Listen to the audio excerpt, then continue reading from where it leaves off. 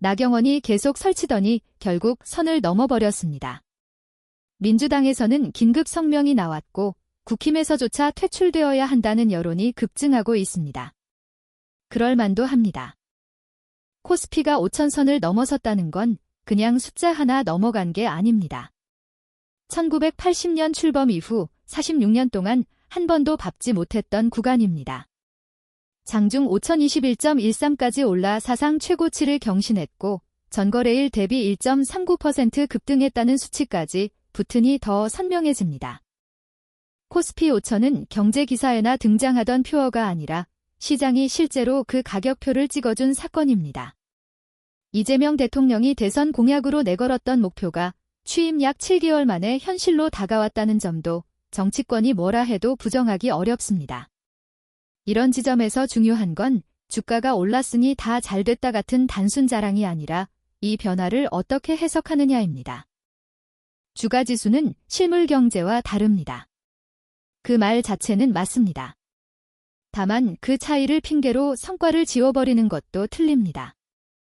주가가 오르면 국민 삶이 자동으로 나아지는 게 아니라는 말은 주가가 올라도 국민 삶과 무관하다는 말이 아닙니다. 자본시장이 제대로 평가받기 시작하면 기업의 자금 조달 비용이 내려가고 투자 여력이 늘고 기술과 인력에 돈이 붙고 결국 일자리와 임금으로 이어질 가능성이 커집니다. 특히 연기금처럼 국민의 노후, 자산이 주식시장에 연결된 구조에서는 더 노골적입니다. 김지호 더불어민주당 대변인이 언급했듯 이재명 대통령이 울산타운을 미팅해서 코스피 5천 돌파로 국민연금 보유 자산이 약 250조 원 증가했고 연금 고갈 우려를 상당 부분 덜게 됐다고 설명했다는 대목은 이 점을 정확히 찌릅니다. 이런 변화가 국민의 재산과 분리되어 있다는 말은 성립하지 않습니다.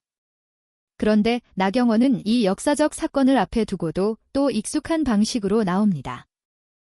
대선 당시에는 코스피 5천을 허황된 9호, 신기루라고 단정했고 주가지수는 9호로 오르지 않는다고 했습니다. 그런데 코스피가 실제로 5천을 넘어섰습니다. 예측이 틀리면 정치에는 최소한의 성찰이 따라야 합니다. 그게 끝입니다. 인정하면 됩니다.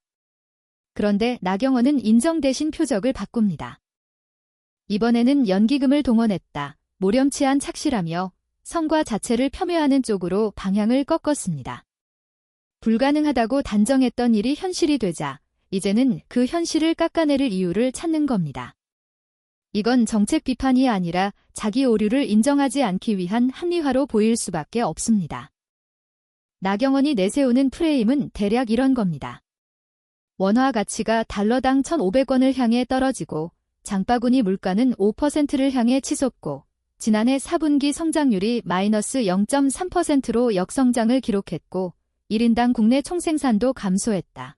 주거와 고용 여건도 녹록지 않다. 그러니 코스피 5천을 추퍼로 받아들이면 안 된다. 여기까지는 말의 모양이 그럴듯합니다. 문제는 그 다음입니다.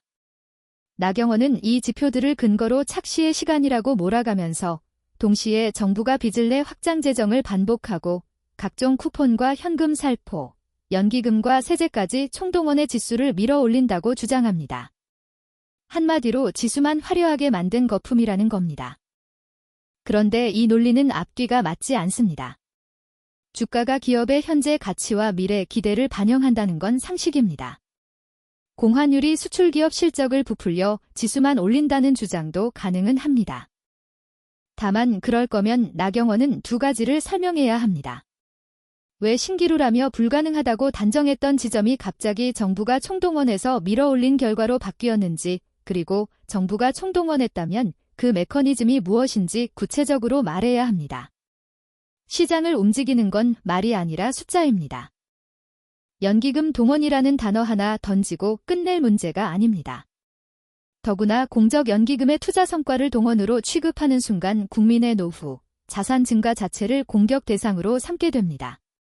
국민의 재산이 늘어난 결과를 두고 음모처럼 몰아가면 정치가 국민 편에 서 있는지부터 의심받습니다.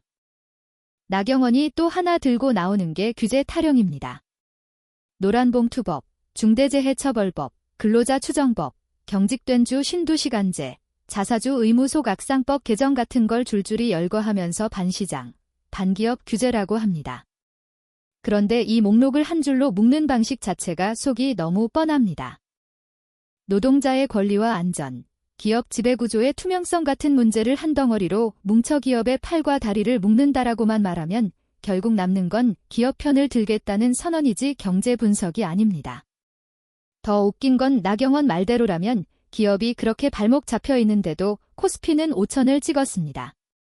그럼 결론은 두 가지 중 하나입니다. 규제가 그렇게 치명적이라는 진단이 과장됐거나 시장이 기업을 제대로 평가하기 시작했다는 흐름이 더 강하거나 둘 중 하나입니다. 그런데 나경원은 어느 쪽도 인정하지 않습니다. 그냥 착실하고 덮고 넘어갑니다. 이건 논리의 문제가 아니라 태도의 문제입니다. 정치인이 경제 지표를 언급할 때 국민이 기대하는 건 불안 조장이나 축배 금지가 아니라 대안입니다. 지수보다 중요한 것은 국민의 삶과 실물 경제라고 말했으면 그럼 어떤 정책으로 환율과 물가를 잡을지 어떤 방식으로 고용을 늘리고 주거 문제를 풀지 코스피 5천의 과실이 소수에 쏠리지 않게 어떤 장치를 만들지 이런 얘기를 해야 합니다.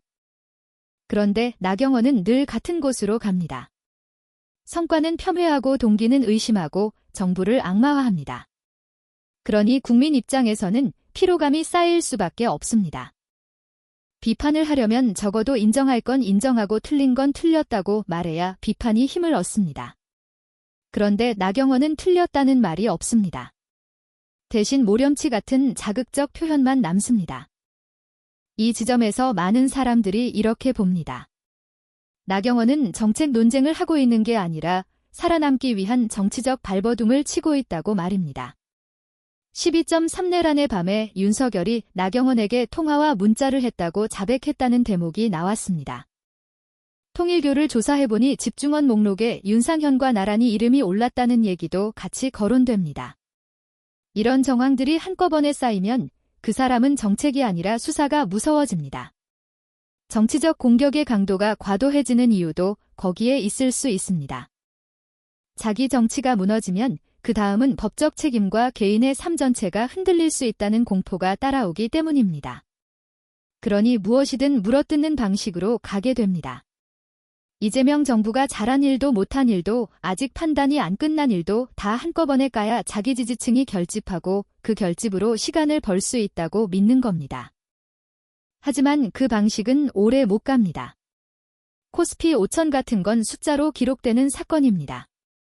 나경원이 뭐라고 하든 기록은 남습니다. 더구나 나경원은 과거에 불가능하다라고 단정했습니다. 그 단정이 깨졌습니다. 그럼 이제는 본인이 했던 말의 무게를 감당해야 합니다. 그런데 감당이 아니라 회피로 가니 말은 더 꼬이고 모순은 더 커집니다.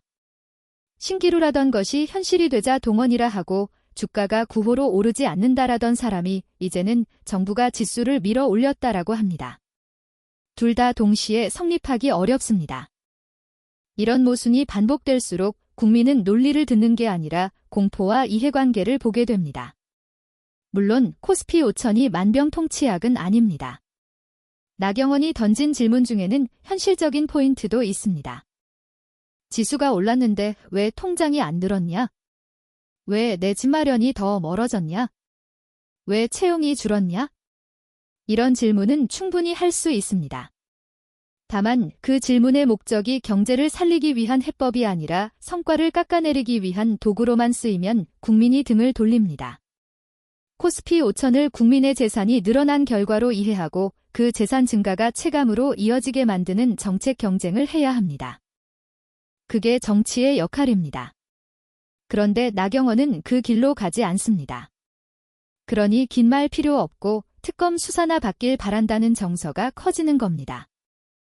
기업이 제대로 평가받는 흐름이 투자와 고용으로 이어지게 만들고 물가와 환율의 압박이 서민 생활을 짓누르지 않게 잡아야 합니다. 동시에 정치권은 최소한의 품격을 지켜야 합니다. 틀린 예측을 인정하고 성과는 성과대로 평가하고 부족한 부분은 대안으로 채워야 합니다. 그런데 나경원은 그 최소선을 계속 무너뜨립니다. 결국 남는 답은 하나입니다. 수사로 의혹을 끝까지 밝히고 자녀, 특혜 의혹까지 포함해 탈탈 털어 단죄할 건 단죄해야 합니다.